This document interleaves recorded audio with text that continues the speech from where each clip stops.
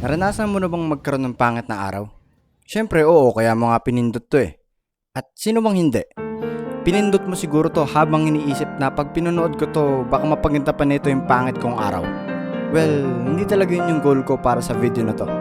Alam kong masyado pang maaga para i-conclude tong video na to, pero hindi mo na mapapaganda yung pangit mong araw dahil bad days are bound to happen.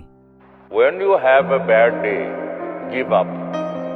Go home and sleep. Fuck it. Expectations.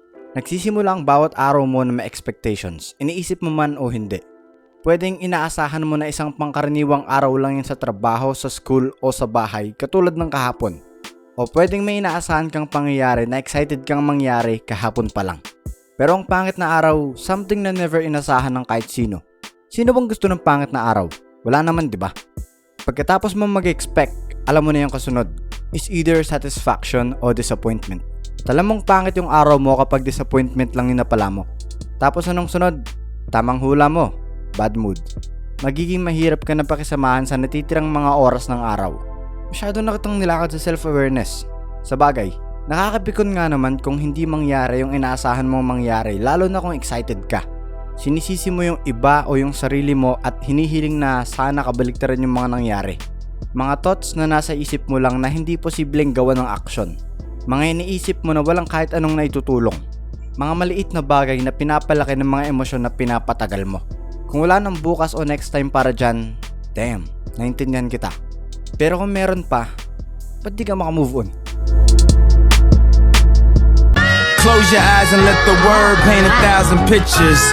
One good girl is worth 1,000 bitches. May mga araw na susubukin talagang pasensya mo. At kadalasan, ito yung mga araw na never mo makikita na darating. Imagine sa isang math class. Pumasok ka ng walang kahit anong pag-aalala. Nakikinig ka sa discussion at ang malupit, nagigets mo yung bawat salita na lumalabas sa bibig ng teacher mo. Sobrang confident mo sa tingin mo handa ka na para sa isang activity. Ngayon mo lang nakuha yung confidence na yan pagtapos mo bumagsak sa dalawang nauna mong activity noon. At ito na nga, ibinigay na yung activity. Pero ito ang twist, naiwan mo yung calculator mo. Damn! Pero buti na lang mabait si ma'am, hinayaan ka niyang gamitin yung phone mo. At ito na yung malaking twist. Lahat ng tanong, hindi kasing dali ng mga example na itinuro sa'yo. Akala mo alam mo na, pero nung nandun na yung problema, hindi mo na may apply. Nakakatatlong trial and error ka na pero yung sagot mo ang layo pa rin sa tama.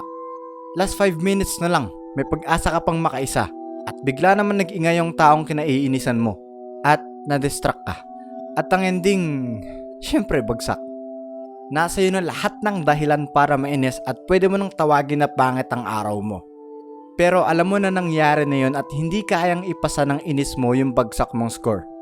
Ang kadalasang iniisip ng karamihan, una, anyari, tapos iyak, kasunod ng okay lang yan. Pero nasubukan mo na bang una, anyari, tapos fuck, kasunod ng ano gagawin?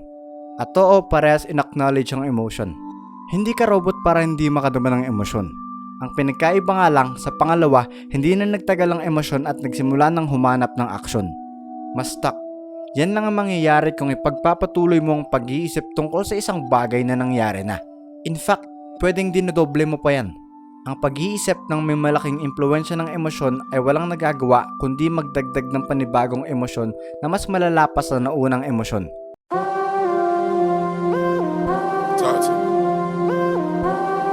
Sira ang araw mo? Huwag mo na subukang ayusin kung ayaw mong masira pa yan. Para lang yung pinto na kapag nasira, sira na talaga. Kahit subukan mong ayusin, sira pa rin kasi sira na talaga. Na maayos lang kung papalitan mo ng bago. Sigurado naman na laging magkakaroon ng bagong araw para sa'yo, di ba? Ilang minuto na kita kinukumbinsi na masama yung araw mo kasi kahit ako inis na inis sa araw ko noon.